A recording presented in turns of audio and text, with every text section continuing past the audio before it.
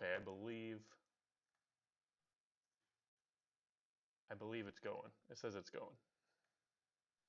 Right. This is it. Tom and Dave show, day after Christmas. We are live. We are talking about the 5 games we had yesterday. It's going to be exciting.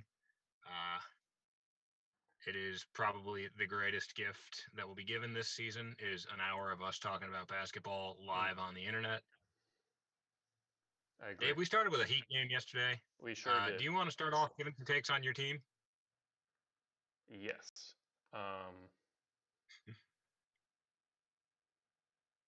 Sorry, opening the notes. Do you mind No posting that worries. we're going live on Twitter? Yeah. Um, okay, yeah. So the first game yesterday was the Heat Pelicans game. In Miami, the Heat ended up winning 111 to 98. In the second quarter of the game, Jimmy Butler went down with a stiff ankle that he originally hurt in their first game of the season against the Magic earlier this week. He just kind of sounds like he re-aggravated it and had to go out, but that really didn't stop the Heat from kind of controlling the game the whole time. I mean, it was kind of close in the first quarter and the beginning of the second quarter, but with around 11 or 10 minutes left to go in the second quarter, the Heat went on a pretty big run and kind of held a 10 to 20 point lead for the rest of the game. I think the Pelicans cut it to 5 once in the third quarter, maybe the fourth quarter, and that was the closest they got. And then the Heat stretched out the lead even more, ended up winning by 13. Some things I thought were um, interesting about this game. Spo closed the game out with a lineup that featured just one player from the starting lineup, which just seemed like a bizarre decision. But Spo loves this type of early season tinkering stuff. I'm sure we're going to see a lot of it throughout this Yeah. year. The lineup that we ended with was a lineup of Tyler Hero, Avery Bradley, Goran Dragic, Andre Iguodala, and Precious Achua. So is that Precious at the 5 in those minutes? Yes, he was. My goodness. Precious was at the 5. Some things I really liked about what Precious was doing out there was he had a couple great He looked possessions great. on both Ingram and Zion, defending Yeah. them. Uh, there were times when um, they would try to get a switch from whoever was guarding, whoever like Avery Bradley was guarding, would try to get a switch onto Precious, and the Heat switched the screen, but Precious was able to guard like Redick or Ingram, whoever he was switched onto. Yeah. Um, I think the fact that they were comfortable switching him onto perimeter players says a lot about what they're seeing from him. Yeah. Yeah. Like, if nothing else, they look like they trust him a ton for a Oh guy yeah. who's played, 2 games in the league at this point? Like, Yeah. that's big. I think other things from this game is that this has been a common thing for Heat fans for the first 2 preseason games, and the first game of the season is and obviously beginning of the season, still have a lot of time to go, but there's definitely a little bit of a disappointment with Mo Harkless. I think he brings decent energy on defense, but he only played 9 minutes yesterday, got a couple dumb fouls. It's kind of a zero on offense if he can't hit that corner three. He's not really bringing much. He Yeah. can't put the ball on the floor. Um, can't play make because I think No. I have a we also have I think sometimes a lot of these issues with Andre Iguodala is that he can kind Mm. of be a zero on offense at this stage of his career, but at the very least he Yeah. can make plays. Um, Yeah. and he can bring up the ball and run the offense for a couple possessions.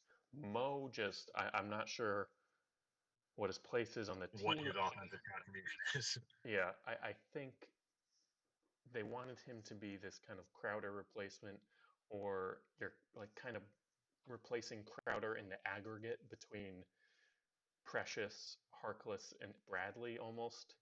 Um, Yeah. but yeah, It's like they're doing that scene from Moneyball where it's like we need to get like 360 on base percentage, like Yeah. 25 RBIs and a 280 batting average. It's like we just need to be able to guard up on fours. We need someone to hit a corner three on offense, and we've got like Avery Bradley, Mo Harkless, and Iggy to do it. Yeah. And yesterday it didn't look like Harkless was holding up the corner three aspect of things. No. Yeah, I just don't know what to make of him yet. Hope he can figure it out. But otherwise, I was just so impressed with Avery Bradley. There was a lot of possessions, especially in the fourth quarter, where Avery was on JJ Redick, and JJ could not get off a shot, couldn't even get open. That kind of defensive presence as a guard is something we didn't have last year whatsoever, besides Jimmy. And even Yeah. Jimmy will take some.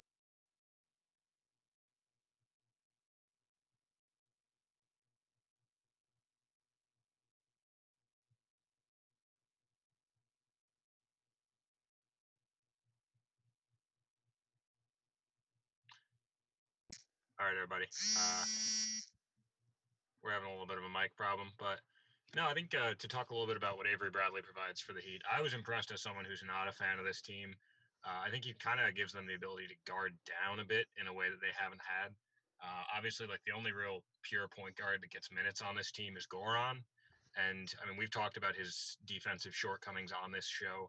Offensively, he's ridiculously smooth. And like he showed that a couple times yesterday. He had one fast break where I think he went like BTB into a spinning layup that Dave and I both lost our minds over watching. But like Avery Bradley yesterday, I think he just gives them the opportunity to guard point guards in a way that they haven't really had in the past couple seasons. Even if you look at like what they had to do against the Celtics last year to try and shut down Kemba a bit, it was like, all right, rather than like put any individual defender on him, we're going to go box and one at him because we don't have someone that can hang with him one on one. And if you look at the East this year, like you're going to have to guard Kyrie Irving at some point in the playoffs. You're going to have to guard Kemba Walker at some point in the playoffs. Drew Holiday is coming at you. Malcolm Brogdon, Kyle Lowry, Fred VanVleet. Like, these are the kind of players you're going to have to guard, and I feel like Avery Bradley gives them a little bit of a better look against those guys than they've had. So I was very impressed with him. I think he makes a lot of things interesting. One thing I do feel like we have to bring up is that Myers Leonard pulled up from about 37 feet yesterday. He sure did.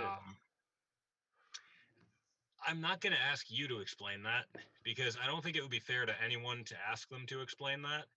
I don't know if it would be fair to ask Myers Leonard to explain that. Like, Myers actually, though, I mean, it was it was a ridiculous shot.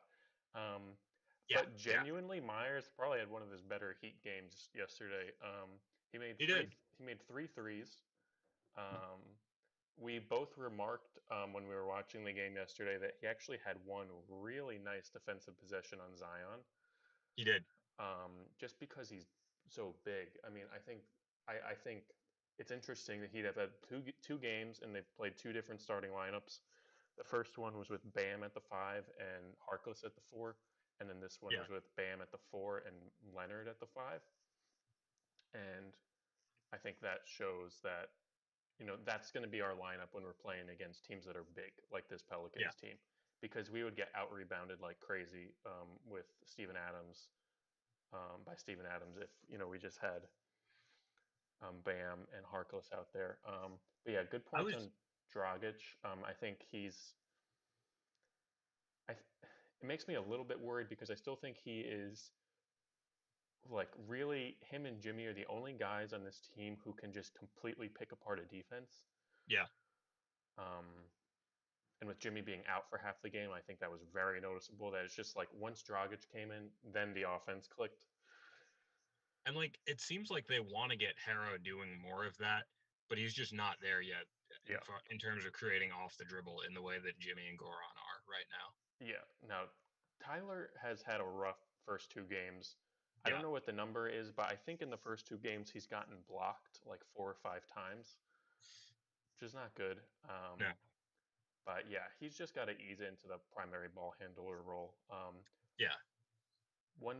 really nice thing I saw, which I sent you on Twitter yesterday. This is coming from JA Dubin5 on Twitter.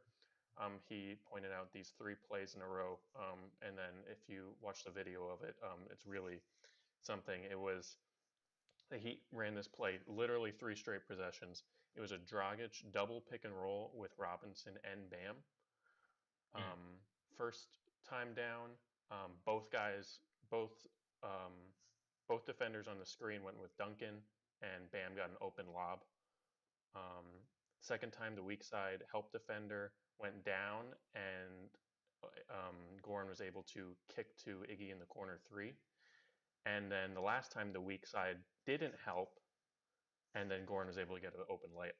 So like, this is just like a really nice luxury, I think, of having showing the skill set of Dragic, but also having a big like Bam who can now hit that like 18-footer Yeah. and dive down so well, and having Duncan Robinson, who was like legitimately the star of the game, at least the first half Oh yesterday, yeah. um, who is, I don't think it's wrong to say, has ascended into like one of the top 3 or 4 shooters in the NBA at this point. At least No, that's completely correct. the pure 3-point shooters. Like I don't know who I'd have over Duncan besides Clay and Steph really. Yeah, Um, and Clay's hurt, and Steph, like, obviously not saying Steph's a bad shooter because that would be ridiculous. But through 2 games, Steph has had to take a lot of shots that you probably don't want to take if you're Steph, yeah, just because no one on that team really looks ready. Well, Andrew Wiggins looks ready to take several dribbles and then shoot, as we'll talk about later. But like, for the most part, Steph's really the only guy that looks ready to pull up at a given moment on that team. yeah. Not to dive too much into a game we're going to talk about after this one. Um, But Tom, I what will did? say, Hmm, what's up? I was just gonna. You can go, but I was just gonna ask you what you saw from the Pelicans yesterday.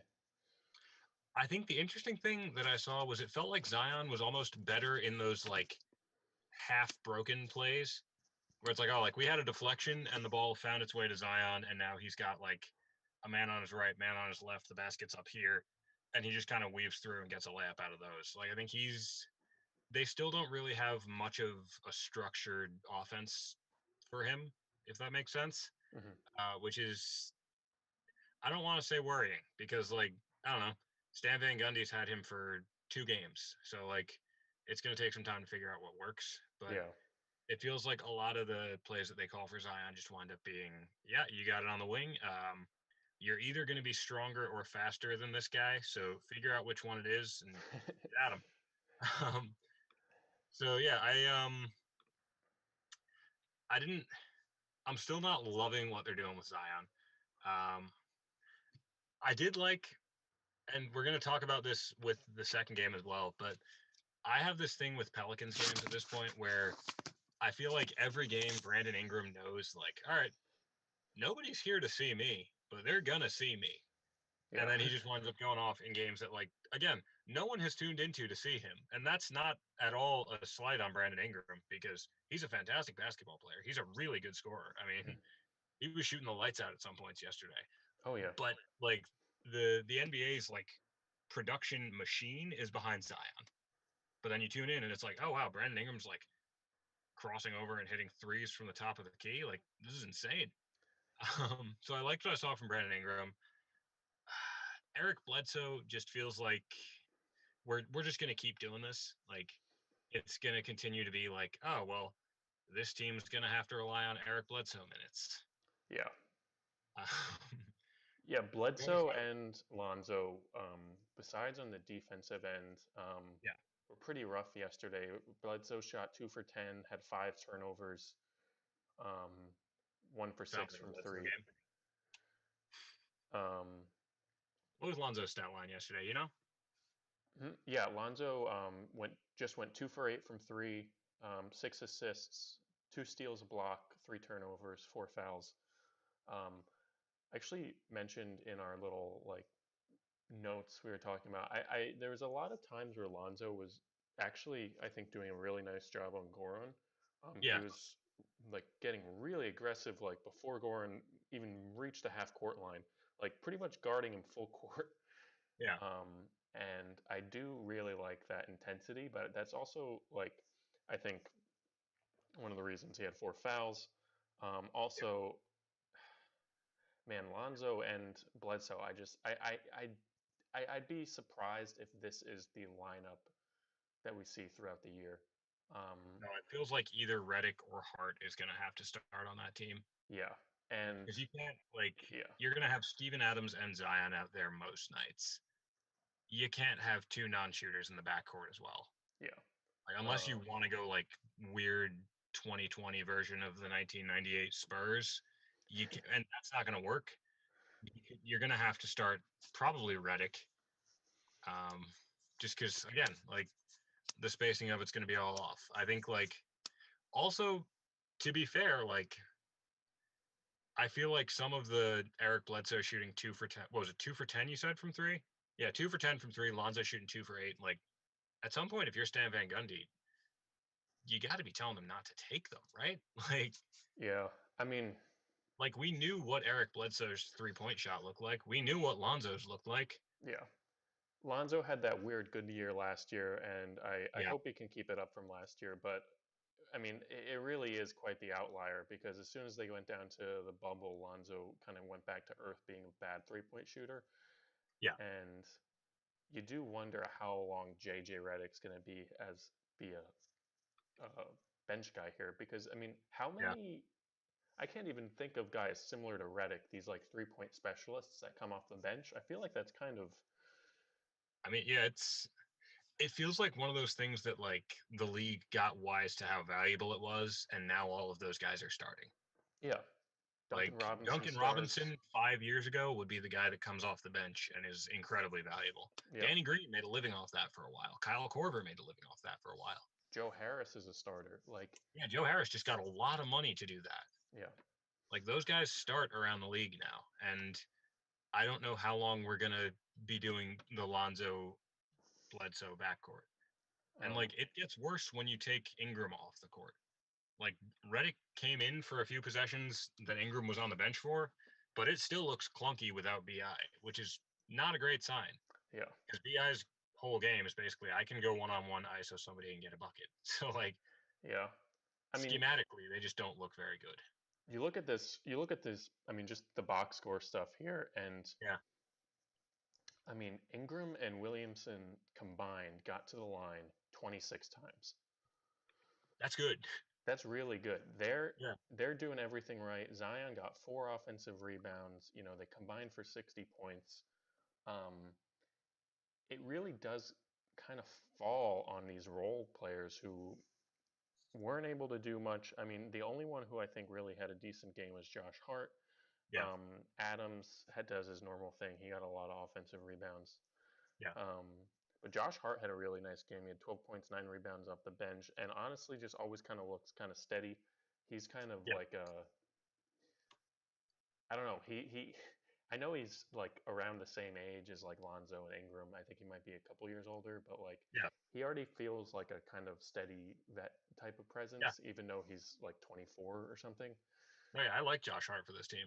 Um, 9 rebounds as a guard is kind of nuts. yeah. Um, They also only really played 7 guys because Melly only played 9 minutes and Jackson Hayes played 3. yeah, Um, Hayes came in when this one was over.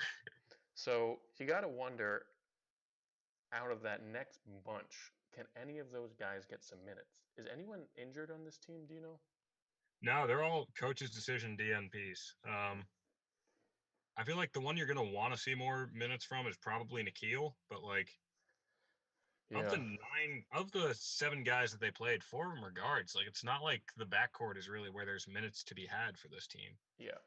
Um, it's It's it's it. just funky for them at this point. Like Yeah, I almost wonder if at some point do you pull Adams and try and run a Zion at the 5 set, but then I don't know. Like Steven Adams is probably one of your 2 or 3 best players at this point. I feel like you have to start him. yeah. I I think feel like they're starting not. Adams is fine. I think like you can do the thing that a lot of teams do that the Heat do when they start Myers Leonard. It's like Yeah. he starts, but he's only going to play 20 minutes.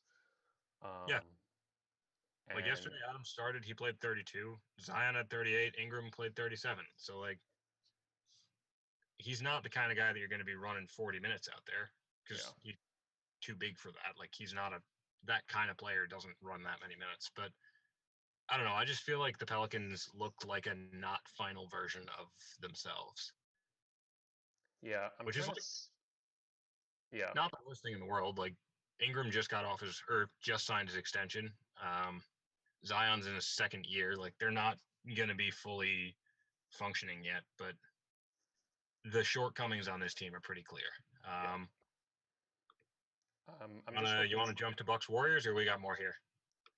Um, I was just looking at yeah, we should jump to them, but I was just kind of looking at the lineups they were playing yesterday, um, and the by far the worst lineup that they had out there performance wise was this lineup of Bledsoe, Zion, Nicola Melli, Reddick, and Josh Hart. Yeah, That's the lineup that got completely blitzed at the beginning of the second quarter yeah, and where the Heat took their lead. Um, and that's your three biggest bench guys out there. Melli looked pretty bad. yeah. Uh, Which is tough because I feel like the rap on Melly is usually like, yeah, he's a guy you can play next to Zion. Like, he yeah, can space it a bit. It didn't look great yesterday. no, it's That yeah, also kind of puts a pin in the idea of playing three guards out there too. yeah, it does. The lineup they had the most success with looks like it was Reddick, Hart, um, Ingram, and Lonzo. Um, Right, obviously, from Lonzo. yeah, which has a lot of shooting.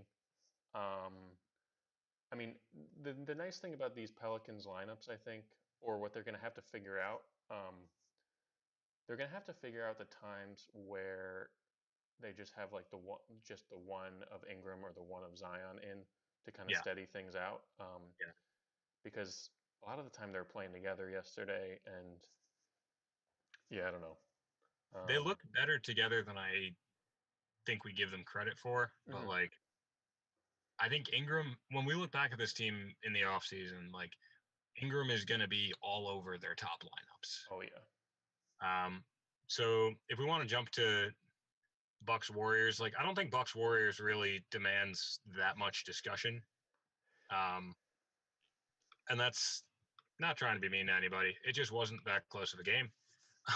I think it's a tough time to be evaluating the Warriors because I do think Draymond being out hurts them a lot defensively. I mean, you saw Steph yesterday say like their team IQ needs to get a lot higher, yeah, which feels like exactly the kind of thing that Draymond at least raises the floor on. definitely. Um, what did you see from Bucks Warriors, Dave? Um, I mean, I'll start with I'll start with a positive thing. Yeah. I really like the look of James Wiseman. Yeah. Um, he is he he looks big, and I know he is like 7'1", but he looks big. He doesn't look skinny either. Yeah. Um, he runs the floor really hard for a guy that size. Yep.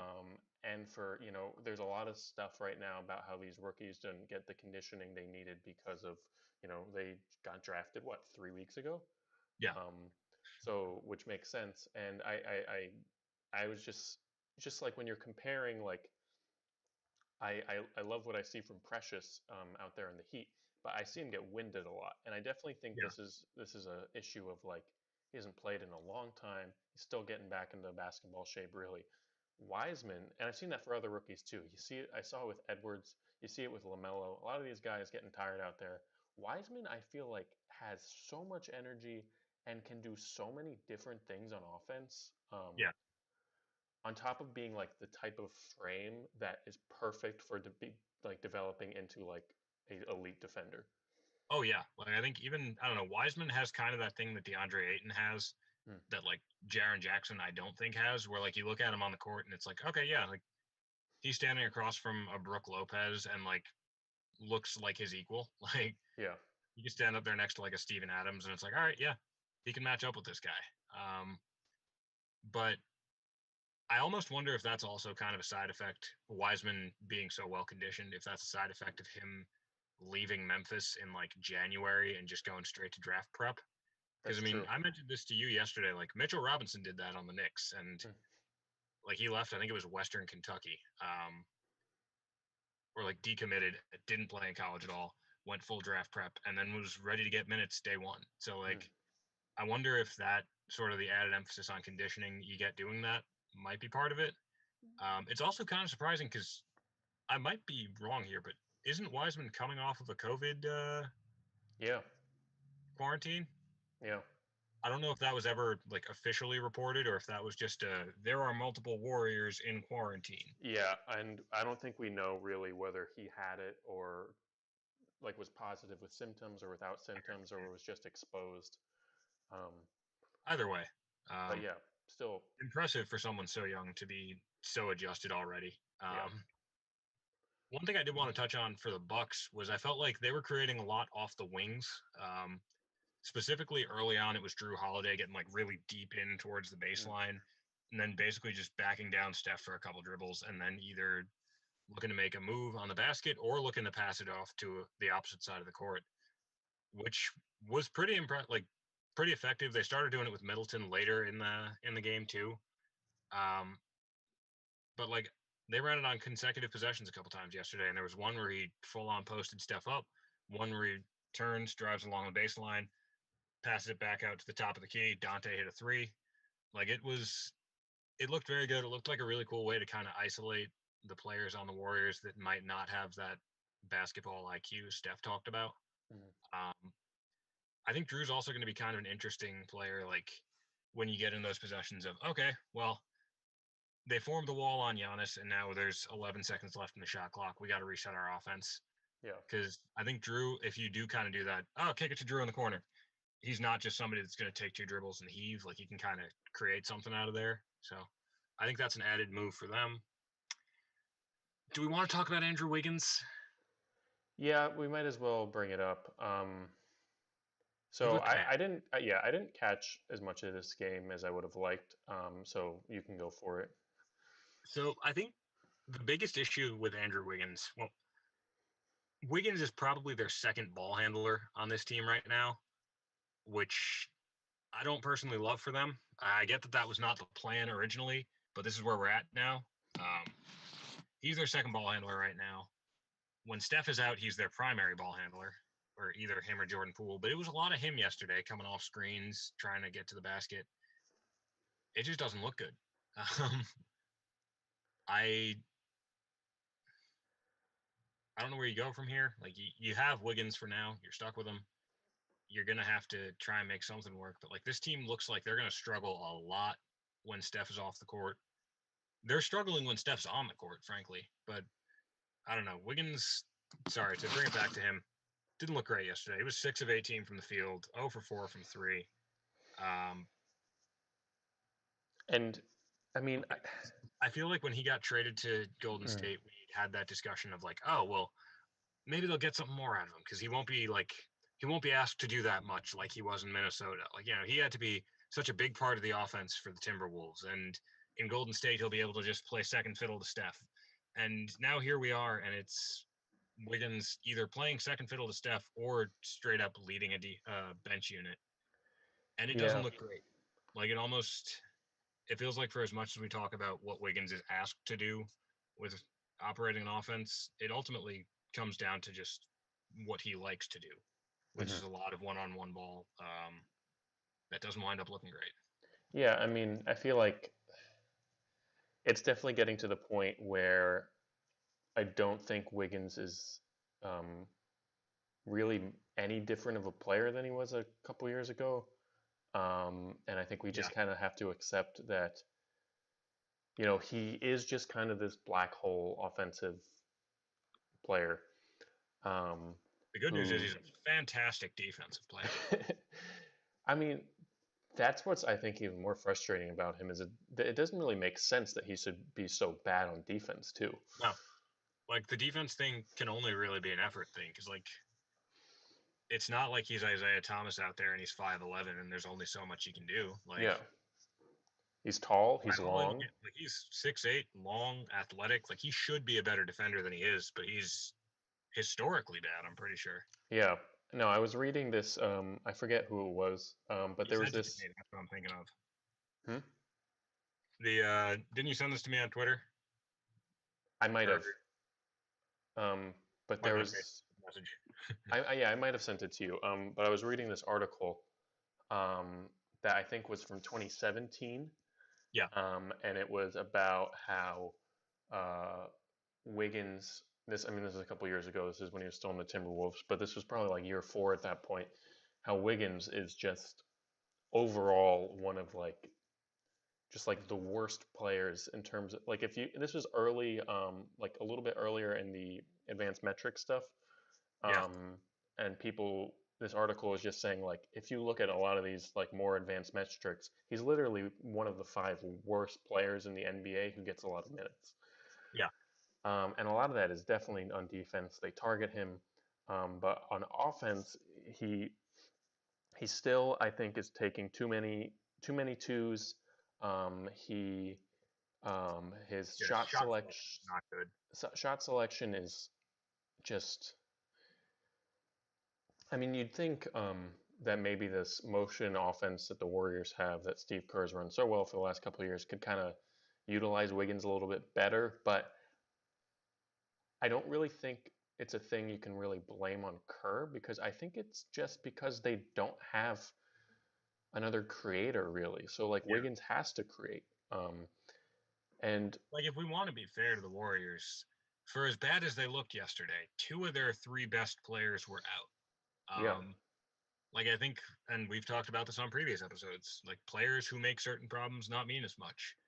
Like when 2 of your starters are Steph Curry and Klay Thompson, the fact that Andrew Wiggins or Kelly Oubre isn't having a good day from 3 means a lot less. yeah, Like the fact that Andrew Wiggins wants to dribble right at somebody, that's easier to do when you have defenders kind of stepping out more on Klay or Steph.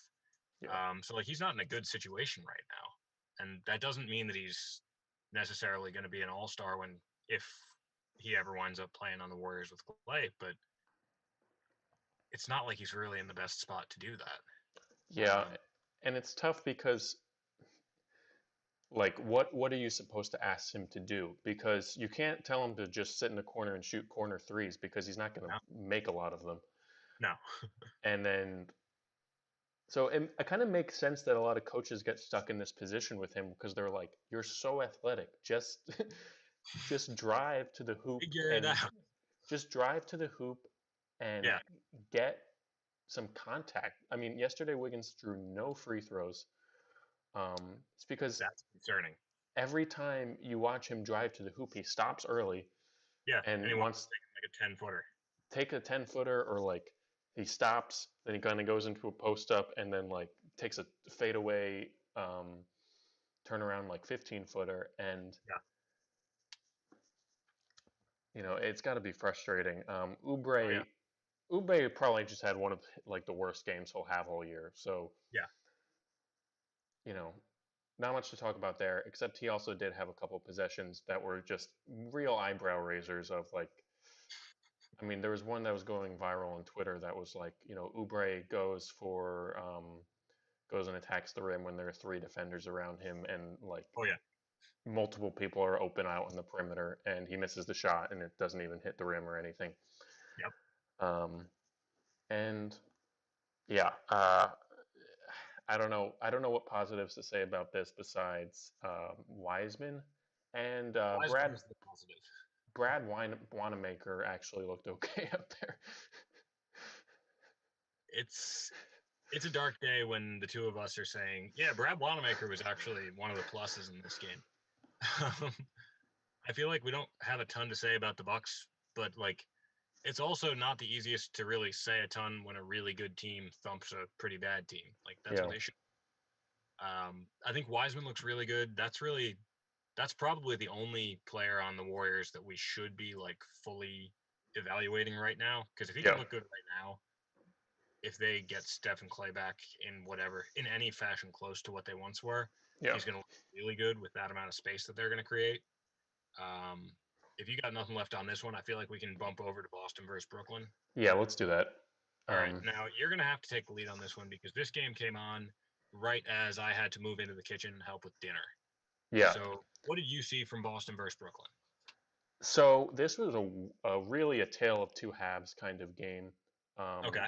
First half, a lot of good defense, a lot of ISO ball, a lot of like long possessions that almost take the whole shot clock, and then you got to throw something up at the end. I thought it was very competitive. Um, Boston was oddly matching up well in the first half. I think KD in the first half shot 2 for 6, only had like 6 points or something. Yeah. Um, but then in the second half, and Kyrie had a great first half. He did, yeah. Um, He's been playing lights out the first yeah. couple games. But then in the third quarter, Kevin Durant really, I think, reminded everyone why. He's Kevin Durant. Yeah, he was just scoring and so just he's hitting threes, he's driving on Yeah. guys, he's hitting those like pull up like 18 footers, he's getting to the line. And there was really nothing Boston could do to stop him, really. They were throwing a lot of different defenders out on him. Um, but what are you supposed to do when, like, I mean, I saw someone talk on Twitter yesterday that was someone say, like, what Kevin Durant is doing right now, the Celtics are probably doing what they call prayer defense, which is there's nothing you can do. So Yeah. you just need to start praying that the shot doesn't go in. Yeah. Um, Because I feel like that's kind of where a lot of teams are going to wind up with him. yeah. And that was the same with Kyrie, honestly. Kyrie had 37. Um, he shot like he shot 13 for 21 and then 7 for 10 from 3. I mean, yeah, scoring in a whole bunch of different ways. Like those two were so good. And when I was watching the game, um, I think I just caught like a nice stretch of Karis LeVert. yeah. Because when you look at Birds his look really good. Yeah, but when you look at his box score, you see like I think I missed this bad stretch. I also was doing some Christmas stuff. He had 7 turnovers yesterday. Um, that's, I mean, yeah, 7 turnovers in 18 minutes is pretty rough. Oh God. Um, but you know, having the luxury of having Levert run your bench unit is Yeah. just ridiculous. What else? Jarrett Allen looked really good out there. I mean, the Nets, there's, I mean, like almost none of the role guys on the Nets had great games and they still won by what, Yeah. 40, 30? It's kind of funny because I feel like Boston might actually be one of the better equipped teams to play Brooklyn. Mhm. Just because I don't know, like you throw Marcus Smart at Kyrie, and then you can't be that much worse off than anyone else when it comes Yeah. to defending Durant. And yet it was still like the Nets kind of played down a bit with the exception of their top two players, and they still rolled the Celtics. Oh yeah. The amount of open shots that these guys like Dinwiddie and Harris um, get in the starting lineup as well is just um, kind of ridiculous. I mean, Dinwiddie, Oh like yeah, I barely noticed him out there. Dinwiddie needs to become a better 3-point shooter, I think, yeah, to be on this team. He last year, I think there's kind of a perception that he's a good 3-point shooter just because he's like a guard who scores a yeah, lot. yeah. I think last year he shot like 30% from three. Um, Not great. if he can get that up, I think that would be huge for this team because he's playing off ball a lot, whereas last year he played on ball, primary ball handler, sharing duties with LeVert so much. Yeah, Now Kyrie and KD are bringing up the ball a lot, and I think Dinwiddie just needs to, it takes a lot of his. Takes a lot of the impact he can have away. yeah, um, yeah. I mean, the Nets have so much. I mean, Yeah, like Torian Prince, Jeff Green, um, Levert, KD, all of these guys guard Tatum at different moments. Yeah. They just have so many guys they can throw at a great wing offensive player like Tatum, which is kind of ridiculous. Oh yeah. And like Torian Prince is what, like their 8th guy, their 9th guy? Yeah. That's nuts. One interesting. So there was a time when Boston was down 10 points with about 6 minutes left, Yeah. and they were trying to come back with their crunch time lineup. And I Yeah. tried to write down every possession, every Boston offensive possession, and this is what happened. So the lineup in this crunch time also was Pritchard, Smart, Brown, Tatum, and Tristan Thompson. The first play was a broken play that ball got deflected or something, but it ended up in the corner with Smart, who's wide open, just bricked the three. Yeah. Next play, Pritchard was passed to on the side. His foot was out of bounds, turnover. Next play, Tristan got it pretty low in the post, couldn't score on Jared Allen. Yeah. Jalen gets the offensive rebound, also couldn't score on Jared Allen. Then next play, Jalen missed a floater on an ISO. Also, I think on Jared Allen, couldn't get it done. I don't know if you've noticed yet, but I've listed like 5 plays in crunch time, and Jason Tatum hasn't shot it yet. Yeah. Oh yeah. Just where you draw it up. Yeah. They get a layup in transition from Jalen, and then Tatum finally has a really nice ISO play on the corner, just like drives in, muscles in a layup. Looked great. Yeah. Thought maybe they'd start going to him more. KD was doing a good job denying him. And then again, I think it was Jalen gets stripped and blocked by Jared Allen.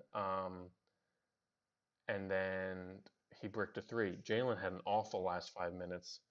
Which is a shame. He looked pretty good, like, for the rest of this game, from what I can understand.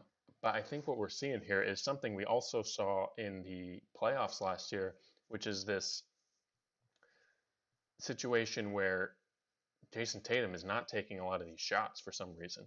No.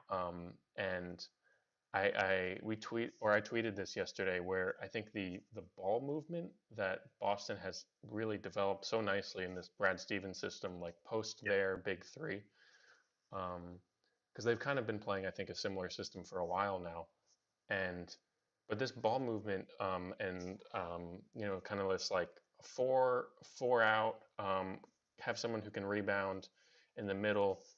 Yeah. It just doesn't look good when you don't have Kemba out there and when you don't have Hayward out there. Because not everyone can shoot. You're going to get some bad smart shots. There was a time out there where they had a lineup. I don't know if I wrote it down, but it was a lineup where they had like Smart and Semi and Tristan Thompson and Grant Williams, and it was just and Tatum, and it really was like. Who's your second best shooter in that lineup? Is it Smart? Is it Grant? Like, yeah, it's probably Smart. I mean, if Boston, there was so many times this game where I felt like Jason or Jalen actually made the right play. This is mainly Jalen. They made the right play, or Teague made the right play on a drive and passed it out to someone in the corner, whether it was Grant Williams, whether it was Marcus Smart, whether it was Pritchard, who gets an open corner three, and they're all missing. And obviously, some nights those are going to fall, and some nights they won't fall. But I just imagine that being Hayward, or that being any number of threes or fours that can actually shoot. Obviously Pritchard's in his like second game, so maybe he'll become a good shooter. I don't know if he was a good shooter in college. I didn't watch a lot of his college minutes. I'll put my hand up on that one. But yeah, I mean, there's a lot of Semi. Semi had 9 points somehow even though I really think Semi's like really one of the worst offensive players like you could draw up. I feel like he's been there for like 4 or 5 years, probably like 3 or 4 actually, but he's playing the exact same minutes that he was playing when he first got there. Oh yeah. It's like, all right, end of the half, or near end of the game. This one's probably wrapped. Let's get some run for Shemi. Let's see how it goes. And then, like within the regular flow of the game, it might be let's steal a couple minutes of Shemi. Yeah. I mean, just to, kind of end this point, I mean, just looking at who they're playing out off the bench, I mean, their first guys off the bench are because they didn't start Teague yesterday. They went with the two bigs. They went with Tice and Thompson, Yeah, I which saw that. That was funky. that was kind of weird also because Tice wasn't actually spacing out as much as you'd think. He only took 2 threes. Um, just a That is weird weird. lineup. Also, I I would assume the idea there was you want Teague off the bench so you actually have some creator. Yeah, and that feels Um, like something that'll be helped out when Kemba comes back, because then you can go Teague off the bench without completely sacrificing that in your starting lineup. yeah. But for right now, it looks clunky. Yeah, I mean their first 4 off the bench are Pritchard, Teague, Grant Williams, and Shemi. Um, and then you have the guys who came in garbage time. So like You we don't were love it. we don't love it, and this is what we were kind of talking about in our Celtics preview. Is that I mean last year they had depth problems, and now one of their best players has left the team, and the other one's injured. Yeah, like they took what they took one of that dreaded top 6 out Yeah, from last season, and now it's you're getting to those kind of players whose minutes make you wince a little bit quicker. yeah. Um, Um, and the Nets don't have that problem. no, they do not. They have a lineup of bench guys who I think Jarrett Allen, Landry Shamet, Karis LeVert, Jeff Green, and Torian Prince would all start on another NBA team. They'd beat the Knicks, yeah. Yeah. Like it's nuts to me because like if you think about it, they added what DeAndre Jordan, Kyrie, and Kevin Durant 2 off seasons ago. Mhm. They essentially have like the start. They have 3/5 of the starting lineup from an 8 seed coming off their bench. Yeah, they do. It's nuts. They're going to be really good. They're going to be there at the end of the season. We don't really need to belabor that point too much. Lakers, Mavs. Lakers, Mavs.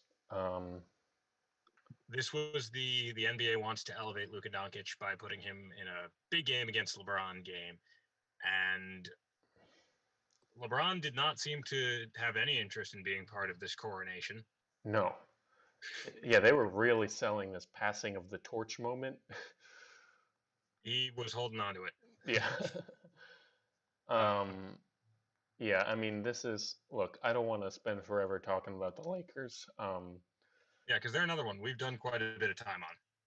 But they were as dangerous as you could expect them to be.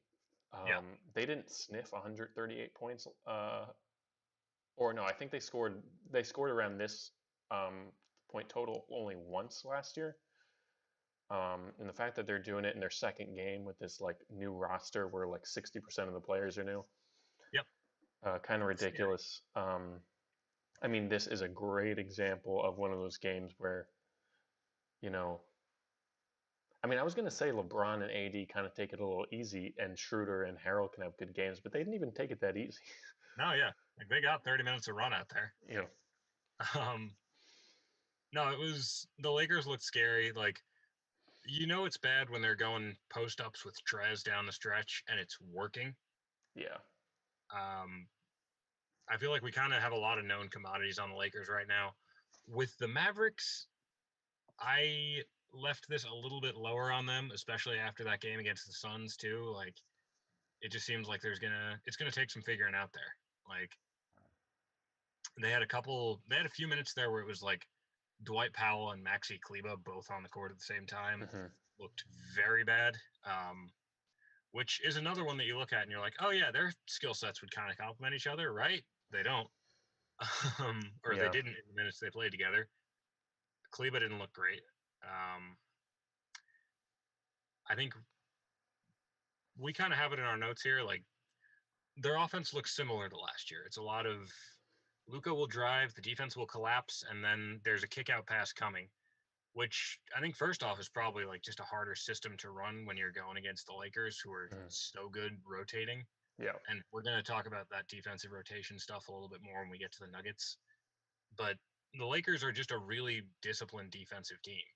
And so like you're going to have fewer of those wide open shots that come when you just have the ball moving around a ton and people are forced to kind of find a man.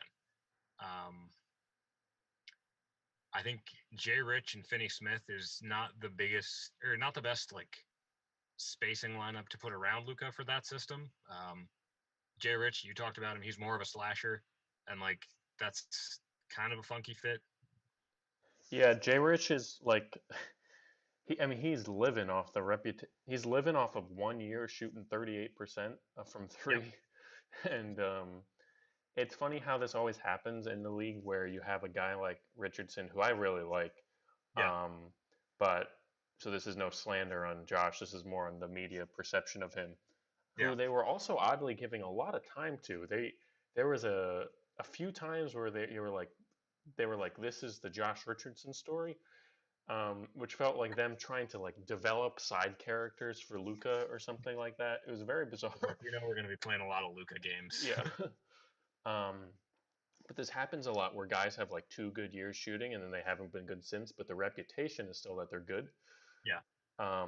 So Josh isn't really this elite 3 and D guy anymore. He is a kind of, and you saw it yesterday. I mean, he hit 2 threes yesterday, but there's a lot of plays where he gets pretty aggressive and drives, and can get a bucket at the rim or in the mid range. He has a really really nice like 15 footer. That's Yeah. probably his like best offensive move, is kind of finding space there. But I'm not sure if that's actually like a complementary offensive move to Luca. It didn't seem like it was in this one. Yeah. I think the concerning thing for the Mavs too is like looking at this team and saying, all right, yeah, well, they'll get Porzingis back. You wonder how much better they're gonna be with Kristaps. Because like even if it becomes all right, we'll start like Luka, Tim Hardaway, Jay Rich, Kristaps, and Powell. That's marginally better on defense, if at all, really. Because then you're Hmm. taking out Dorian, and like they're better offensively, but they gave up 138 points in this one. Yeah. Like the short, the area of the game where they need to improve is on defense, and Kristaps isn't giving you much of that. No, I mean, I do wonder though, like Kristaps, and I wrote this in our notes, like what Kristaps can do though is like you put Kristaps out there when during those minutes when Harrell is just, Harrell always does this. Yeah, well, it's just like I think after last bubble, everyone kind of forgot for a second that Harrell can just have these games where he looks like one of the best offensive like big men in the league. I mean, he is. Yeah, But uh, he was shooting mid-range shots. He was just spinning all over Boban and Boban's like short 7 minutes. yeah, But you wonder like, okay, so Kristaps maybe won't help that much on defense on a guy like Harrell, but what he yeah, can do is, you put in Kristaps and Harrell then has to guard Kristaps maybe, or um, someone like Gasol has to guard Kristaps, who is not fast enough at this point in his career to keep up with Kristaps. oh yeah, And in that way, Kristaps can take a Montrez out of the game because yeah, he's like, and that it's like kind of a helping your defense by being better on offense type of thing, yeah. which is definitely an approach you have to take with this team because there's very few A-plus defenders here. We Yes, both remarked on how we really liked James Johnson's minutes yesterday. he looked good. Yeah. Like um, he's a smart player. I think yeah. that's the big thing that we both noted. He stripped the ball from LeBron. He had some good minutes Those on hands. yeah, he had some good minutes on Harrell. Like he also can play make. He had 4 assists in like 12 minutes. Yeah. I mean, I don't know why you wouldn't play him more here. He's like definitely the most unique skill set out of this bench mob they have right now.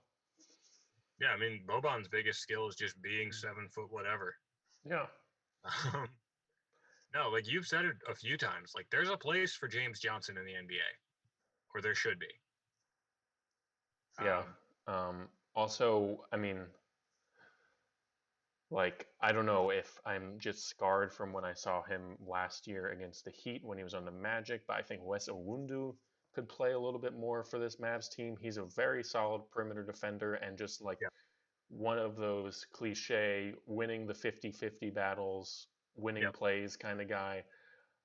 He only played 2 minutes in garbage time yesterday. I thought that was kind of ridiculous.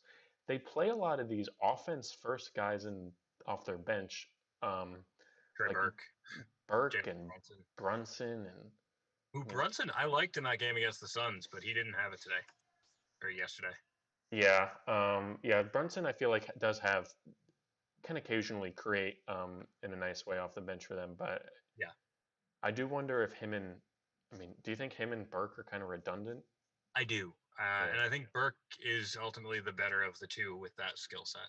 yeah, But like Brunson, whenever he's out there, you look at him and he's making plays. Like he's not a player that you're gonna forget is out there, which is something I always get scared of. yeah, But he might just not be in the right situation with yeah. Trey Burke in front of him. And you kind of hope that a guy, I don't hope that anyone like loses their job or anything, obviously, but you No, of kind of course hope not. like a guy like Willie Cauley-Stein kind of falls out of the rotation when Kristaps is back, because he Yeah, also looks pretty bad out there. I mean, I feel like his days of being this kind of rim runner, athletic big, or I don't know, maybe he just needs to be on a different team. But there yeah. was a short period of time where he looked kind of decent on the Kings, but He didn't look great yesterday, and like not an easy matchup against the Lakers. But there were plays where he was getting the ball somewhat open, yeah, not scoring. yeah, and I mean, I don't think he's being asked to do too much. Like No, he's coming off the you're a bench. big man playing with Luca. Yeah, you're a big man playing with Luka. You should be able to finish lobs. Yep. And can you just get rebounds when you know you know? I I don't think you can guard Harrell because very few big guys can guard Harrell. But you know, Harrell is kind of unique. Yeah. um, but yeah, I mean, I don't know. It's a lot to not like about how the Mavs were looking. I mean, in their first 2 games, really. Oh yeah. Because I don't know. Even in that Suns game, like I came out a lot more excited about Phoenix than I was about Dallas. Yeah. Um, but yeah, it's ultimately theme of this episode is just not that close a game, but also not the kind of game that you want to fully evaluate off of because their second best player was hurt. Yeah. Now, if we want to move on to the final game of the night, we close with Nuggets Clippers. Do you have anything left on Lakers Mavs? No, and also you can take the lead on this one because I'm going to be honest, I kind of fell asleep before halftime. It happens. Yeah. That game came on at 10:30. The first note I have is that the Clippers are starting Nick Batum. He looks like 2012 Boris Diaw when he was on the Spurs and was like giving Miami some fits in the finals. Mhm.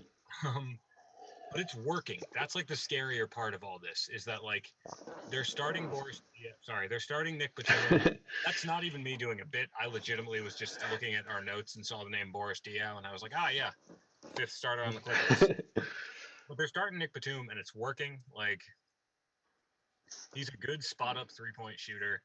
Um, he's not a complete sinkhole defensively. Like I think they wound up having him on Michael Porter a couple times last night, and Porter, we've talked about him with the "I want more touches" thing. He's getting more shots this year, and a lot of them aren't going in. Yeah. His selection last night was not the best. I will say that. So you wonder. I don't know what the adjustment there is. Like if the guy is sitting there saying I should be taking more shots, I have to imagine you're going to have a tough time telling him to stop taking those shots. But this is why Michael Malone is the coach and I'm not. Also, another moment of me being kind of stupid. I looked at Jokic a couple times last night because Jokic is like surprisingly lean this year, Mm. and I was like, oh yeah, that's Michael Porter. They're separate players. But a note on Jokic, kind of looking a little different this year. Like he looks quicker. Mm-hmm. I feel like in the past couple of years, he's been the kind of guy that like he'll corner like a garbage barge. Like he is huge but doesn't really move all that great. Yeah. He looks a lot leaner. There were a couple plays last night where he was cutting, which was shocking for me to see. They ran a set where Michael Porter was in the high post. Jokic basically came off a pin down and caught a pass from Porter, laid it in. Like it's going to be very interesting to see how this changes what they're able to do on offense because like he's no longer this, or at least he didn't look like the kind of guy who's going to operate within the same 10-foot radius on offense and can't really go outside that, or like meaning once he's set, he's not going to move around too much. So he's a little bit more mobile, which is exciting if you're a Nuggets fan. Like things get really interesting with that, especially with his playmaking ability. Mm-hmm. What did you see from Jamal Murray last night? It was not a good Jamal game. I'll just put that out. And like to his credit, like the one thing you can always say about Jamal Murray is he's not going to shy away from anything. Mm-hmm. Like I don't know what exactly his shooting percentage was, but there was a point where he was probably like 1 of 10 or something. No, that can't be right. Scrap that. He started out really rough shooting, but then there was a point like early fourth quarter where he came out and it was like 3 of 4 possessions. He took a shot, it went in. There was, I think, with like 30 seconds left in the third, the Clippers went up like 13 or something. No, they were up more than that. They Clippers went up pretty big at the end of the third, and then with like 30 seconds left, Denver called a timeout. They come out, like Will Barton comes out and has 2 steals. They get a little 6-0 run before that quarter even ends in like the span of 30 seconds. And then they come out in the start of the fourth. Murray has, I think, 7 straight points for them. And like it's a weird 13-0 run out of nowhere. Mm-hmm. Which like is a useful sort of gear to have if you're looking for positives here. But too many of the minutes outside of that were negatives. Like Murray finished 9 of 20 from the field, which is like not awful, but when you consider that probably 3 or 4 of those makes were in a 30-second stretch, now you're looking at like 6 for 17, 6 for 18. Yeah. Not great. So I mean, Jamal didn't have a great night, but I think he was also just in a lot of tough spots. It looked like they were throwing a lot of PG at him. It was just a longer defender. Yeah, I mean, you look at the Clippers and they've got like 4 options of who they could throw at Jamal.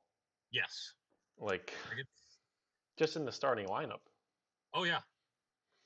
They're a bad team to play if your number 1 scorer is your point guard. Yeah.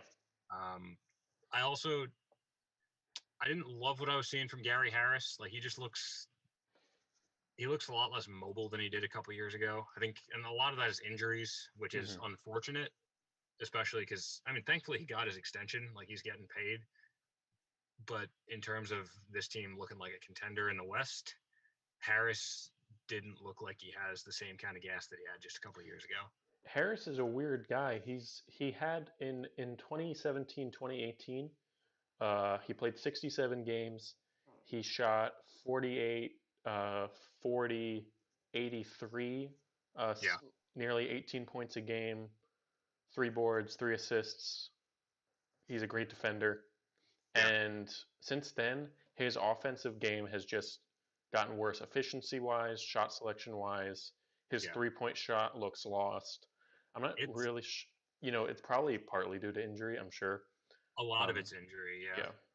Like I think he had like hip and wrist. Yeah. Like consecutive slots, which like it's tough. Like the hip kind of slows him down. His 3-point form looks a little bit funky now compared to what it did a couple of years ago. And they're either going to need to rely on him, Michael Porter, or Paul Millsap to be their third option. And like, all 3 of them you kind of look at and say, here's where they might go wrong with that. Yeah. Like Porter is going to take some awful shots if this game was any indication. not to break our rule of we don't want to evaluate too much off one game, but like if we're gonna look at like what the bad Michael Porter game looks like, it's just a lot of catches the ball, gets in a triple threat, takes 3 seconds, pulls up, Mhm. and a lot of those not going in. Yeah, I mean, I think the other option there is, bad Porter game where he's just getting killed on defense too, is you just Yeah, kind of got to go with Barton. I think Um, Barton, yeah, is going to be a bigger deal for them. Barton's just kind of a he's an interesting player. I mean, I feel like he's kind of under talked about the fact that he was not with them last year in the bubble. He was injured. Um, Good shooter, solid defender. Can create Um, off the dribble a little bit too. yeah, can create. He super athletic. Like Barton is like, I mean, the way he plays kind of looks like a taller Lou Williams that can also Yeah, um, defend, yeah. um, which is a really nice guy to have coming off your bench. But you do wonder at what point. I mean, you think we'll ever see some Will Barton starting minutes here, or do you think we're going to ride it out with Porter? Because last year Malone had a really short leash on Porter. There were times last year during the regular season where Porter has a bad game and he's not playing the next game. Um, Which you wonder how many games like this he can have before we go back to that. yeah, Like he was 4 of 9 from the field. He was 2 of 6 from three. It's not great, but also like he's not really doing a ton to keep himself out there if the shots aren't falling. yeah, And like I think we saw a couple games in the bubble where he looked really good and got very excited, and we kind of talked ourselves past the well, why wasn't it always this way? yeah. It's because sometimes the shot selection just isn't good. One more thing I did want to touch on with Denver defensively, there's something weird with them. Just like the way they rotate, it feels like at the end of a lot of possessions, you have one guy standing like right at the free throw line, looking around like, where am I supposed to be? I don't know if that's like a team IQ thing. I don't know if that's a weird system they're running, but no, like there are a lot of possessions where it's just rotations get made, and then you wind up having like there was one possession where Jamal Murray had to sprint up from the corner to cover wing three with Porter standing like in the paint, looking at the other side of the court. Hmm. Um, there was a possession at the end of the third quarter last night where they had like three guys along the baseline. Schroeder throws it up to the key, and the Lakers get an open shot. And like that shot didn't go in, but like even on possessions where a shot doesn't go in, there's a lot of just weird looks from that defense that would give me some pause if I was a Nuggets fan. Yeah, it's I don't know. In your starting lineup, you're really relying on just Harris and Millsap to Yeah, do most of the heavy lifting. I mean, I think yeah, they've kind of gotten to a comfortable point with Jokic where they're just kind of like Jokic just needs to play smart. yeah. He's not going to Don't be stop. picking up fouls Yeah, early. he's not going to stop the best players. But he's big enough and I think smart enough to just not get caught in bad positions all the time. Yeah, Even if guys can kind of blow by him. and like there's going to be a lot of bad Jokic, like a lot of Jokic lowlights on defense where it's like, oh yeah, this guy got past Paul Millsap, drove to the basket, and Jokic didn't even step over. Yeah. Oh But yeah. But yeah, like it's he's good enough offensively to make up for it. mhm. But the rest of that lineup defensively is intimidating, or it's scary as a fan. It's a lot to put on Millsap too, who's about to turn Yep. 36. I mean, this is how I feel with the Heat too when they throw out Iggy in big important defensive possessions. It's just like, Yeah. these both these guys were really good defenders for much of their career, but they're getting up there. Both have lost a step. Um, but I think Millsap looked fine. Yeah. Um, Millsap continues to look like surprisingly good for that team. but I don't know. He's probably I'm like for 36 or near 36. Yeah. I'm just kind of looking at their bench now. They really kind of only played 8 guys. Hartenstein got 9 minutes. Yeah, it was Um, Morris, Dozier, and Barton off the bench for the most part. there was a weird time at the end of the first quarter and beginning of second quarter where they were playing Bol Bol and Paku Capazzo at the same time. Circus lineup. Yeah, which was just kind of absurd. We didn't get to see Capazzo do anything crazy or Bol do anything crazy. I think you tweeted that lineup should be illegal. Yeah, I mean, the things that those two could do together. Yeah, like it's the lineup where you have like mothers shielding their children's eyes because it's like, no, don't look at that 7'3" man running the floor. Don't look at that pass with the backspin on it. It's not the way this game gets played. That pass with the backspin on it is one of my favorite highlights I've seen in a long time. It's like it's one of those things where it's rare that I see something on a basketball court that I have never seen before. Mm-hmm. But that's one of them. Like an outlet pass where he's literally like Rick Barry granny shot free throw passing it, and it's just gonna like land right outside the Restricted area. Yeah. Restricted area, and then just like check up right there, take a bounce, get caught, and for a layup. Like I've never seen a pass like that. Yeah. But yeah, I think the Nuggets, to bring this back around and kind of close out the talk on this game, which by the way, and we're not saying as much on the Clippers, but they just looked very good. Yeah. I think my biggest takeaway from the Clippers the past couple games has been obviously the Batum minutes have been great. Yes. I don't know how was Batum just like purposely playing badly on the Hornets the last 2 years? Where did this come from? Did he just have like lower than zero motivation? It really seems like it because they literally waived him to make room for Hayward. Coming off like a $27 million contract too. Yeah, it really felt like Batum might not get picked up by anyone. Yeah. And then all of a sudden he gets picked up by the Clippers, and then we noticed this in the first preseason game too, where it's just like, Batum's starting. Like maybe they just liked how he looked in training camp, but no, he looks good. I mean, I think the other thing with Batum is if you look at that roster, he's probably like the best of that kind of guy that they're gonna have. Mm-hmm. Like that sort of like 3-4 crossover, can guard up to the 4 if he needs to. Doesn't need a lot of volume on offense. Like he can kind of just stand in the corner, sink a 3 if he needs to. Because like it's either him or it's Kabengala or it's Pat, and yeah, I'd feel a lot more comfortable with Batum out there from what we've seen than I would with Pat. Yeah, no, he hasn't. Pat hasn't looked good. Yesterday he had 4 fouls in like 10 minutes or something. He did. So like I almost wonder if that's just kind of a kind of player the Clippers were missing last year.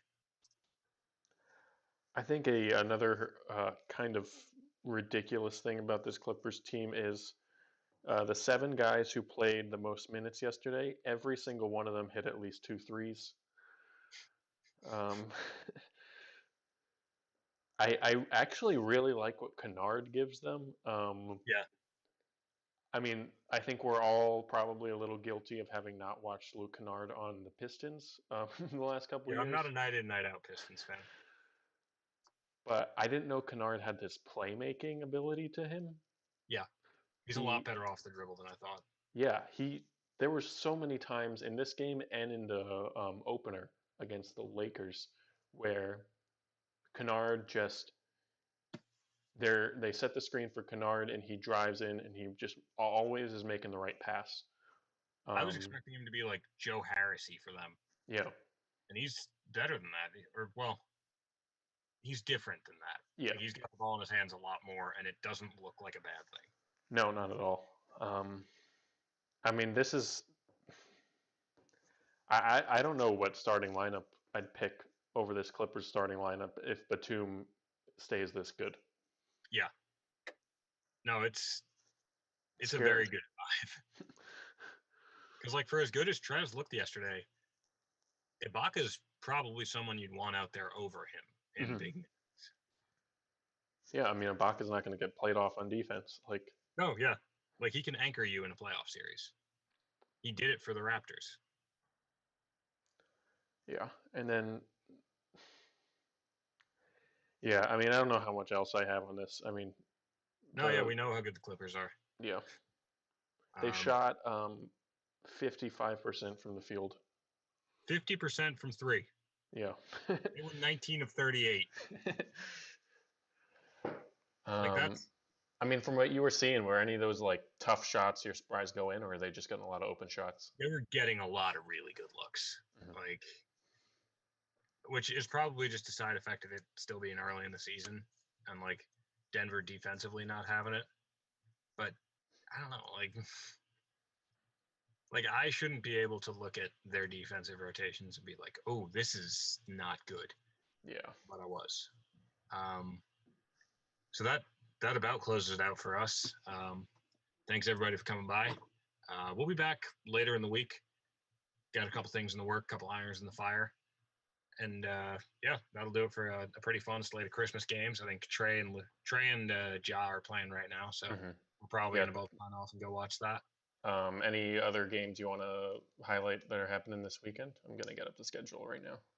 This weekend, let's look ahead a bit.